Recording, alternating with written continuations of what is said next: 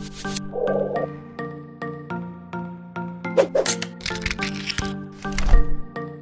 kembali bersama gue Alim Priantoro di channel Jasa Kreatif. Kali ini gue udah bersama bos besar dari salah satu travel terbesar di Jakarta, ya, dengan Bang Sean dari Travel Buddies. Oke, halo. Oke, apa kabar Bang Sean? Kabar baik, luar biasa baik. Segar banget ini kayaknya nih. Ya harus segar lah, karena kondisi kayak gini kan kita harus fit, harus sehat, Betul. biar coronanya tuh nggak masuk bro. Oh, oke.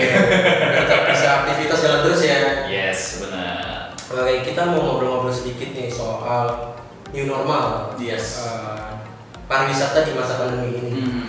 Jadi kayak ada apa aja sih, maksudnya dampaknya, terus selama pandemi pariwisata itu bagaimana, kita Yes. akan bahas di sini. Oke, siap. Oke, sebelum jauh ke sana nih, boleh kenalin dulu nih, maksudnya Travel Buddies fokusnya tripnya itu private, open atau bagaimana, dan destinasi utamanya kemana? Oke. Ya, jadi sebelumnya gue mau ceritakan singkat tentang Travel Buddies. Travel Buddies sendiri berdiri dari tahun 2015. Diawali dengan paket-paket open trip. Apa itu paket open trip? Paket open trip itu paket yang sifatnya gabungan. Peserta satu dengan peserta yang lain, kita buat jadwalnya, kita buat rundownnya, mereka ngikutin trip yang sudah diorganize oleh kita. Mereka ngikutin, itu namanya open trip. Itu dari 2015 dan akhirnya merambah ke 2016, 2017 kita mulai fokus di corporate event atau company gathering atau outing. Sampai dengan saat ini di tahun 2020 Travel Buddies sudah fokus di transportasi, menyewa transportasi juga, paket wisata, family trip, honeymoon trip, corporate trip, lalu open trip juga, lalu juga kita penyedia jasa tiketing juga, terus juga paspor visa. Oke. Jadi pelan-pelan mulai merambah ke yang Sektor lain. wisata yang lainnya ya. Yes, kurang lebih begitu Travel Buddies. Destinasinya mencakup apa aja? Mungkin seluruh Indonesia, luar negeri atau luar negeri juga? Yes, kalau untuk open trip Travel Buddies sendiri saat ini sudah ada 16 destinasi. 16 Destinasi dari ujung Sumatera, Aceh, Lampung, Medan, sampai dengan ujung timur Papua. Kita ada Raja Ampat. Wah, Raja Ampat. Gitu. Nah, yang belum tahu nih, jadi beberapa minggu yang lalu nih, gue dengan Bang Sean dan teman-teman yang lainnya juga dari kumpulan para pelaku wisata nih yang ada di Indonesia membuat suatu program membuka destinasi Dieng dan Pak Wong ya Bang ya? Yes, benar. Atau bisa disebut dengan trip simulasi. Jadi gimana sih kemarin kegiatan itu? Yes, kegiatannya. Jadi sedikit cerita juga kenapa kita ngawalin kegiatan ini. Nama kegiatannya itu kembali berwisata. Yang kemarin lu juga ikut ya bro. Betul. Jadi kembali berwisata itu hadir atau terjalani saat ini dikarenakan keresahan dari banyak pelaku pariwisata di tengah wabah COVID-19. Kenapa? Dampaknya tadi yang lu bilang tadi bro, dampaknya apa sih corona ini ke pelaku pariwisata? Yang pertama dampaknya ya kita nggak ada pemasukan sama sekali bro. Nggak ada pemasukan sama sekali. Kenapa? Karena kebijakan yang ada membuat sektor tempat-tempat wisata khususnya ditutup, tempat-tempat hiburan ditutup, sehingga kita nggak bisa melakukan aktivitas. Dan sehingga kita nggak bisa jualan trip, nggak bisa jualan paket wisata ke customer kita. Lalu dampaknya lagi yang kedua, wisatawan atau customer kita takut, khawatir untuk jalan-jalan, sehingga dua faktor inilah yang membuat sektor pariwisata tuh di tahun ini khususnya cukup menantang. Menantang dan menangis. Gue dibilang menangis enggak, karena gue paling suka dengan situasi kondisi yang benar-benar kayak begini. Jadi seru gitu, ada tantangan baru meskipun kondisi situasinya memungkinkan kita untuk dapat penghasilan. Tapi ada satu sisi yang kita dapetin kayak pembelajaran, bagaimana caranya bertahan. Efeknya jadi nggak data terus ya, misalnya ada naik turunnya lah. Yes, gitu. Nah, sekarang kan udah mulai new normal lagi nih. Yes. Travel Buddies sendiri berarti udah jalan lagi, nge-trip lagi udah mulai. Travel Buddies untuk saat ini per Agustus kita sudah mulai buka trip. Buka trip lagi. Sudah buka trip. Jadi di awal Agustus kita udah buka trip Pulau Seribu, Pahawang, Dieng, dan trip-trip yang sekiranya sudah bisa dibuka lagi atau memang sudah aman untuk protokol-protokol kesehatannya. Jadi daerahnya masing-masing juga udah siap ya. Yes. Nah, udah dibuka lagi. Berarti udah mulai promo-promo lagi kan? Sudah mulai promo lagi. Nah, itu laku nggak bang? Ya, nah ini nih pertanyaannya ini ya, nggak tahu nih pertanyaan bagus atau pertanyaan apa. Laku nggak ya?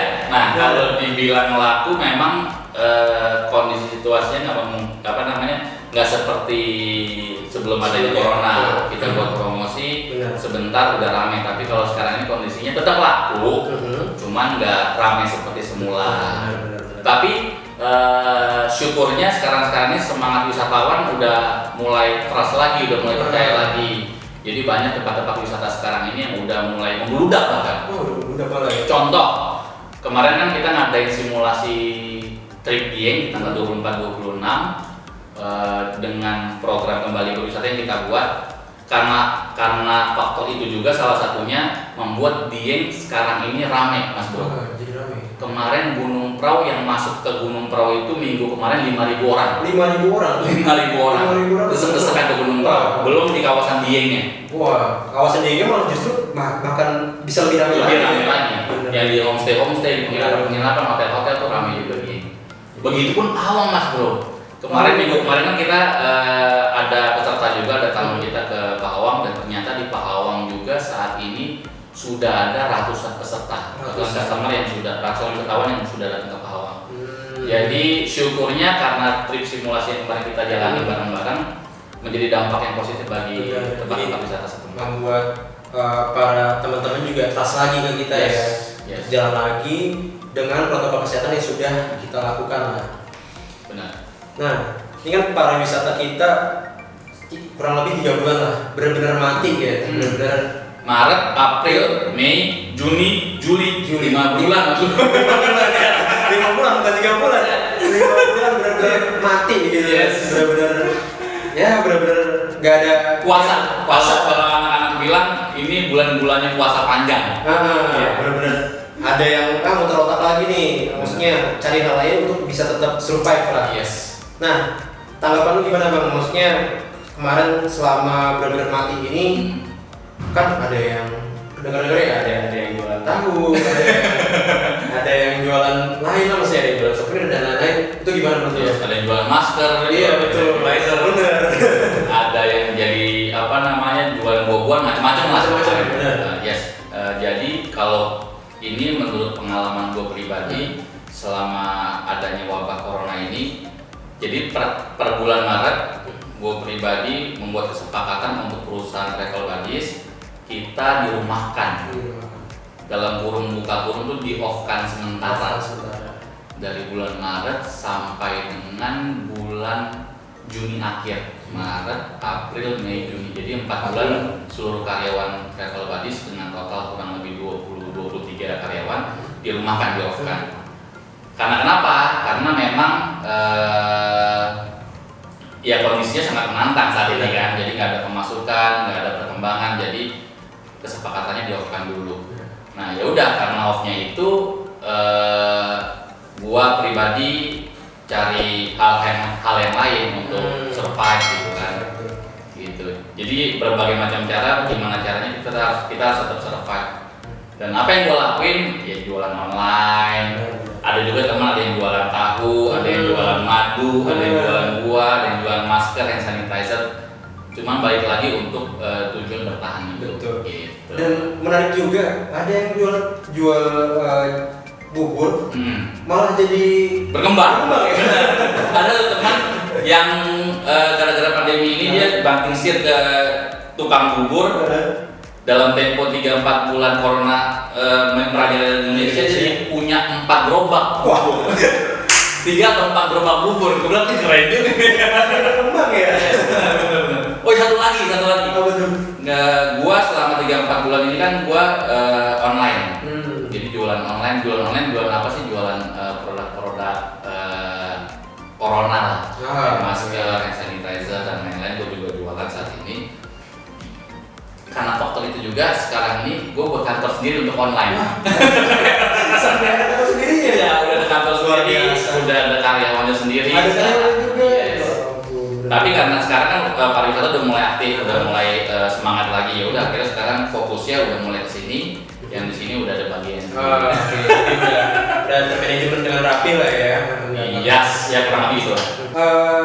Kan dengar-dengar nih maksudnya informasinya dari media-media sebenarnya itu pariwisata mau dibangkitin mulai dari Juni-Juli lah. Yes. Cuma kan pada kenyataannya realitanya di lapangan agak susah juga, bahkan kita perlu mendobrak sendiri juga nih. Benar.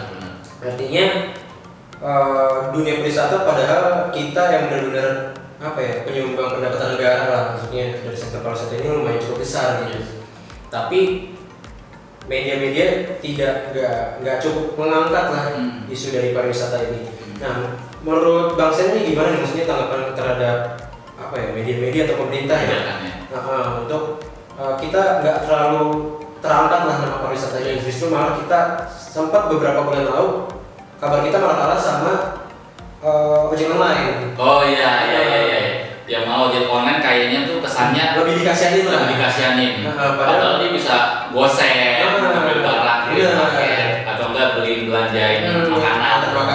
Masih ada penghasilan di situ. Sementara pelaku pariwisata, benar kata Mas Bro Halim ini, sama sekali nggak ada pemasukan sama sekali. Gitu. Benar-benar kita yang langsung terdampak nih. Yes. Benar-benar yang udah stop mati gitu kan, ada jasa transportasi, gate, MC segala macam benar-benar mati. Yes. Jadi mau nggak mau ya kita harus survive tadi, bukan karena kegiatan kita sangat melanggar. Pada saat kemarin benar-benar kegiatan kita yang namanya mengumpulkan orang kan, benar-benar ya susah, benar-benar nggak bisa bergerak lah. Yes. Berarti kebijakannya ya. Benar. Kalau gue nyinggung tentang kebijakan, memang sangat disayangkan sih kita sebagai pelaku pariwisata yang tadi Bro Halim bilang, kita salah satu penghasil terbesar untuk devisa untuk bawa customer dari luar ke Indonesia. Kita yang menggerakkan sektor perekonomian dari sisi pariwisata cukup besar juga.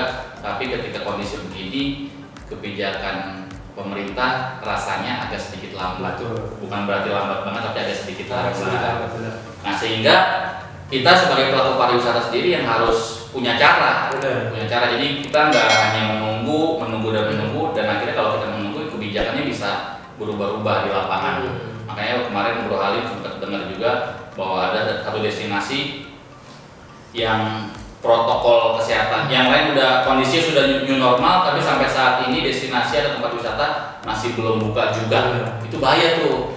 Nah, makanya yang begitu-begitu kita sebagai pelaku pariwisata juga harus mendobrak. Nah, cara dobraknya gimana? Ya tadi yang udah gue pribadi lakukan sama teman-teman, membuat satu program mengajak seluruh pelaku pariwisata untuk mendobrak bersama-sama dengan konteks yang positif. Benar, dengan konteks positif dan tetap yang protokol kesehatan pertama. Nah, ini menarik nih, maksudnya sesuai dengan protokol kesehatan. Ngaruh kan bakal ada dampak besar nih di pariwisata kita nih. Salah satunya kalau sesuai analisa gue itu pengurangan kuota. Nah, artinya ketika tempat wisata dibuka, otomatis ada kebijakan untuk pengurangan kuota. Yes. Nah, tanggapan lu sendiri gimana Bang? Karena kan travel kan banyak nih, agen banyak. Mereka bakal mau bawa tamu ataupun narik tamu untuk bawa satu ke tempat wisata, tapi dengan sekarang udah ada pengurangan. Yes. Ini gimana nih, maksudnya bakalan apa ya? Bisa dibilang rebutan atau gimana? Yes. Atau malah saling membantu gitu, atau Yes. mungkin diganti-gantian segala macam. Kalau tanggapan gue justru bagus malah dengan adanya pembatasan kuota di masing-masing tempat-tempat wisata, menurut gue bagus ya, karena kalau nggak begitu yang ada malah rame, crowded, dan yang ada malah kita nggak bisa ngebantu program pemerintah untuk mencegah COVID-19 ini. Jadi tanggapan gue bagus dan positif banget dengan adanya protokol ini. Ya, kita sebagai pelaku pariwisata juga harus benar-benar mengikuti protokol yang ada. Satu sisi kita udah bisa buka, artinya udah punya kesempatan untuk aktif lagi di pariwisata. Satu sisi tetap kita prioritas sebagai kesehatan. Walaupun kita sekarang udah mulai bernafas lagi lah ya, bernafas lagi, tetap harus bisa sabar lah maksudnya, karena nggak bisa apa ya, satu travel mau bawa 100 orang nih kan nggak bisa juga, misalkan kapasitasnya nggak bisa segitu kan. Jadi harus tetap sesuaikan dengan protokol kesehatan yang ada. Jadi kita juga kan nggak mau jadi nama pariwisata jadi jelek buruk lah, jadi buruk benar. Jadi kelas nanti bakalan berpindah ke pariwisata, malah kita juga yang repot. Sebenarnya masalah COVID ini bukan masalah cuma di pariwisata doang. Tapi masalah untuk seluruh dunia, khususnya di Indonesia. Jadi gimana caranya sektor-sektor apapun kita harus bantu juga, support juga biar cepat selesai. Semakin cepat selesai, semakin enak kita semuanya. Jalan kita semakin mulus lah. Iya, jalan kita semakin mulus. Jalan semakin mulus. Benar. Nah, dengan adanya new normal ini, gue sempat beberapa media gue baca dan pengalaman teman-teman gue juga nih, kan emang ada beberapa destinasi udah dibuka nih. Cuma sebagai kita sebagai pelaku pariwisata, teman-teman yang pada mau jalan-jalan ini akhirnya pada lari ke tren solo traveling. Nah, jadi mereka lebih enak yaudah jalan-jalan sendiri aja, misalkan satu keluarga yaudah mereka sendiri aja tanpa menggunakan misalkan jasa travel, jadi benar-benar pribadi tanpa menggunakan jasa transportasi segala macam, mereka mandiri semuanya. Itu menurut Bang Sen gimana? Tanggapannya ya, tanggapannya memang sebenarnya kalau untuk kasus ini sebenarnya memang dari dulu ada aja. Tapi gue percaya market customer yang gak mau ribet, yang maunya tripnya atau eventnya mau diurusin itu ada juga. Tapi yang paling penting adalah mau dia jalan sendiri ataupun nggak jalan sendiri, pakai travel atau nggak pakai travel, setidaknya tempat-tempat wisata lokal itu sudah mulai aktif lagi. Itu paling penting. Gitu. Dibandingkan nggak buka sama sekali, teman-teman wisata lokal juga nggak dapat pendapatan, kasihan juga kan. Jadi perekonomian tetap muter ya. Iya, perekonomian tetap muter. Itu yang paling penting kan, itu memang program pemerintah biar ekonomi muter terus. Terakhir pesan nih Bang Sen buat teman-teman penikmat traveling lah, yang pada senang jalan-jalan, yang tadinya takut nih, nggak karena kan sekarang udah kita mulai jalan lagi kan, mulai trip lagi. Cuma masih banyak yang masih pada takut, sedangkan pemerintah juga udah membuka membuka lagi, beberapa destinasi juga udah diresmikan gitu. Pesannya buat teman-teman yang di rumah, yang lagi nonton, sobat-sobat kreatif yang senang traveling, gimana pesannya? Yes, untuk pesannya di tengah kondisi new normal ini, gua rasa pemerintah daerah juga udah mempersiapkan protokol kesehatan yang udah sangat ketat menurut gua. Jadi nggak perlu takut lagi, nggak perlu ragu lagi untuk jalan-jalan di tengah kondisi pandemi seperti ini. Yang paling penting adalah lu bisa jaga jarak, lu bisa jaga kesehatan, lu bisa jaga protokol yang sudah ditetapkan. Gua yakin pasti aman di lapangan. Lalu yang paling terpenting yang mau info juga buat teman-teman, buat para traveling, wisatawan yang mau jalan-jalan. Karena ini kan 4 bulan tempat wisata off kan, 4-5 bulan tempat wisata off. Dan kemarin gua beberapa ke tempat wisata gara-gara 5 bulan off, tempat wisata jadi makin bagus, makin asri. Kalau di laut karang-karangnya makin indah, kalau di gunung masih bagus banget, gak ada sampah-sampah. Jadi apalagi dengan kekayaan Indonesia, destinasi Indonesia yang menarik banget, bagus banget. Artinya saat ini wisata Indonesia memanggil lu untuk kembali lagi berwisata. Jadi benar-benar alam memanggil kita buat kunjungi mereka lagi. Benar, sudah bagus soalnya Mas Bro. Udah makin keren lah pokoknya. Udah keren. Nggak ada obat pokoknya. Nggak ada obat. Jadi itu aja kesimpulannya dari obrolan kita pada hari ini.